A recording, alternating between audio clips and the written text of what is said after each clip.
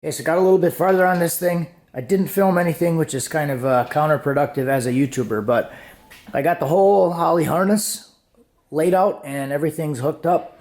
Found a couple things. I am missing the little white insert piece for the TPS, and the TPS is actually broken. The little nub here is actually broken off, so it doesn't lock in there. So I'll probably end up getting a new throttle position sensor for it. But other than that, the whole Holley harness is on, wiring is done.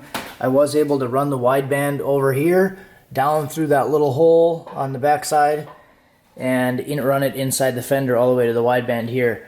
I didn't have a wideband that was long enough to do it. It was like 6 inches too short. So I ended up pulling the wideband out of my truck, and that was the right length. But I should be able to use the short one in my truck, or I'll just get a new one. One thing I did for the fuel pressure sensor was I unloomed all of this harness and then pulled it over here and then reloomed it just so I could get it over here. Because on the Terminator X harness, the fuel pressure sensor comes out about right here on this side.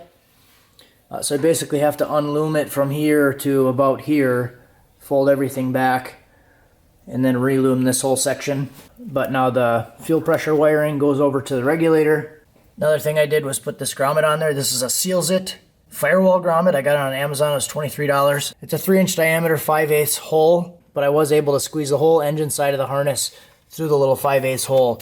This thing is pretty stretchy, so I was able to get even the big plugs all the way through it. The biggest one on the engine side is really this 10-pin injector harness, but you already have a bunch of wires going through there, and I was still able to squeeze this plug with the rest of the harness through that little 5/8 hole, and everything worked out pretty well. I did mark and pre-drill all of the holes for this thing. I had to kind of trim and shape it a little bit to get it to go. This is the hole that was already in the car when it came to me, so instead of making a new hole, I just set it up so I can use this grommet here. I'll probably rivet that on when I'm done with all of the wiring, including the inputs and outputs. And in the grand scheme of things, there's really not a whole lot to do because I already have the main power wires and everything already kind of run back. I am going to run them like underneath the carpet and stuff here. Well, actually, scratch that. No, I'm not going to do that. What I want to do is run a main power line up from the battery, and then I'm going to use a distribution block up here. So that's my plan. Instead of running all of these wires back to the battery like it was before, I just want to have like one main power and ground coming forward from the battery. It will have the fuel pump wiring and stuff coming back. So some of that stuff I'm going to have to figure out as we go. I'm going to take the battery tray and I'm going to move the battery tray over to the passenger side just because all the majority of the wiring and everything is going to be on the passenger side. So instead of putting it here and then running everything over to the passenger side and then forward, I'll just be able to run it all on the passenger side.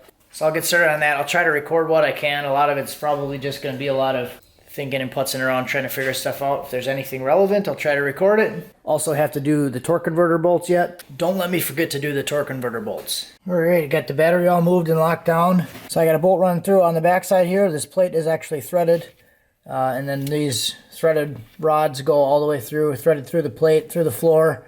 Then I actually reused the old motor plate tabs and ran the rod through the motor plate tab, just so it has a little plate on the back side. Tighten those down with the jam nuts. So that should be pretty secure. That's not going anywhere. So I got positive terminal here, negative terminal here. Ideally, I'm not going to have to really use too much of these. If you remember before, I'd had like 20 wires coming off of it because everything was ran back to the battery. So what I want to do is just have like a ground lead, a power lead. So I shouldn't have a whole lot coming off the battery. We do also have the kill switch back here. So we'll have to figure that out. So let's run some wires. Okay, this is going to get a little bit deep, but stay with me. So I'm wiring up the fan relay, or I should say I know I'm going to have to wire in a fan relay, right? So when the car came in, it had just the fan harness right here and the main power wire cut. And then they just fed power to here to run the fan, which required in this glob of wiring in the tire well, running a separate relay and then bringing in other power and grounds and triggers and everything to trigger a separate relay. So what I really wanted to do was just be able to crimp and heat shrink this thing back together and then use the factory relay. So I was looking for the factory relay, and that led me into this big plug here with the CCRM box on it. This stuff is all extra because this is all like old engine harness stuff, I believe. So some of this I should be able to just tuck back for now. But I started looking into the CCRM box a little bit. So here is this CCRM module, and from a little bit of Googling, it stands for Constant Control Relay Module. So this is what's in the tire well. It has the PCM relay, fuel pump, AC clutch, and the fan high-speed and low-speed relay depending on the year. I did find a pinout for it, and I did find a diagram showing the control method. So what I wanted to do is see if I could just use this thing with the input from the Holley to run the fan and not have to add the other relay. So I spent a little bit of time looking at this. So I started by wanting to verify the power source to the plug. So the diagram showed that the power source is actually coming from the fan fuse at the fuse box, which makes sense. So what I did here was just pull the fuse out, and then I ran a wire into where the fuse would go over to this side here, just so I can use the multimeter and see if I have continuity between this wire and the plug. So I have the meter set up on the continuity buzzer. So if there's continuity, it will beep. So here's the red wire that's coming over from the fan fuse, and I'm just gonna wrap the wire around that. And now what I'm gonna do is verify this pin out. And this is like a tan yellow wire, and pin 3 and 4 both have continuity to the fan fuse over at the box. So now I know for sure that this plug is getting power from the fan fuse on these two wires. So that's step one. Now I know I have power for the fans. Next, I wanted to see if I could actually power this box and then manually activate it and verify that I can get power through it just giving it a signal. So what I did was wire it up to a battery, but pins 1 and 2 are going to be the fan output, and they're paralleled internally, so I just have one wire in each one. By paralleled internally, I mean that they're connected on the inside of the box. So again, if I use the continuity buzzer and I put one lead on 1 and one lead on pin 2, it beeps, meaning that these two pins are actually connected inside the box. And the same with 3 and 4. Pins 3 and 4 are the ones that we just checked on the plug, meaning that that's where it's getting its battery positive from the fuse box. So 1 and 2 are the fan output, 3 and 4 are the power input. This wire here, I just jumpered over to pin 10 because pin 10 is the PCM power.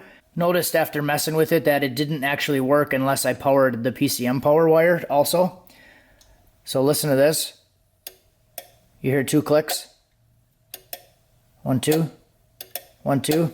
If I don't give it PCM power, you just hear 1 click.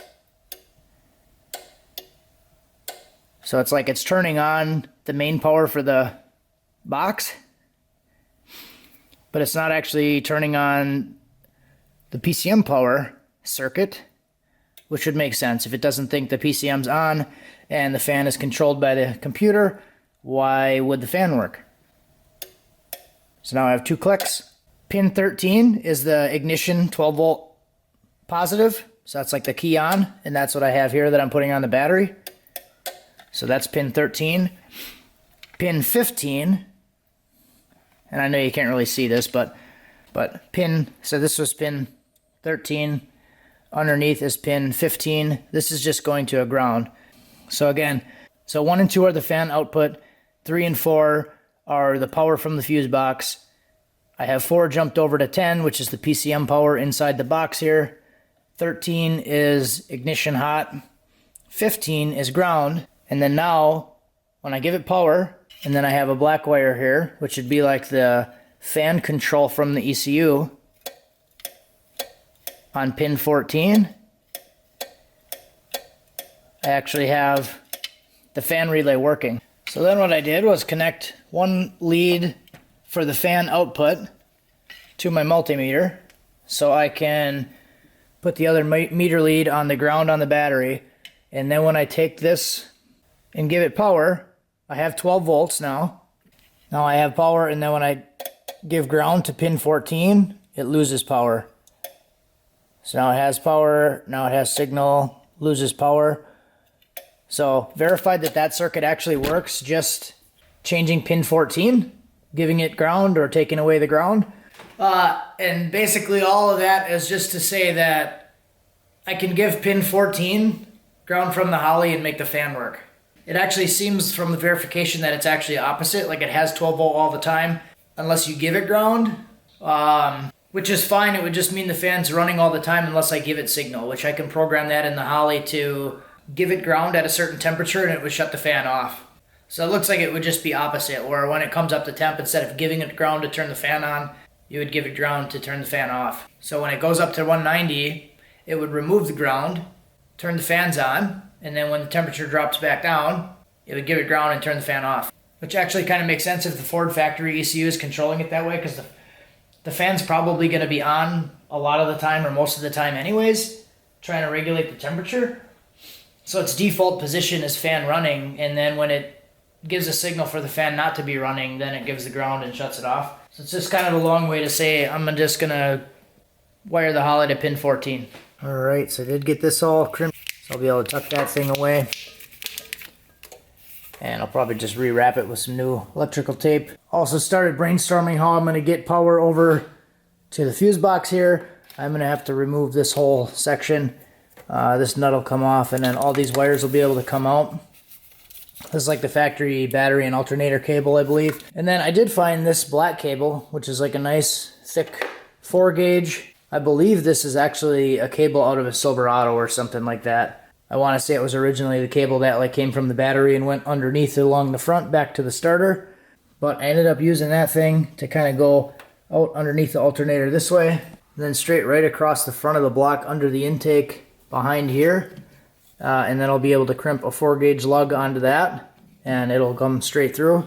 So that'll be pretty easy. I decided to reuse the power cable that was originally coming off the alternator. There was already a grommet there for it. I pulled this one out originally because it was burnt. Somehow it got hit on the exhaust. I think this one was originally going to the starter, but if I go down and under this way, so the burn section is here, but I plan to put like a bulkhead up here somewhere. So I'm going to do like a power and ground bulkhead, so I will be able to cut that burn section off and cut it shorter. And I plan on doing, like I said, the power and ground bulkhead. So alternator will go to the bulkhead here.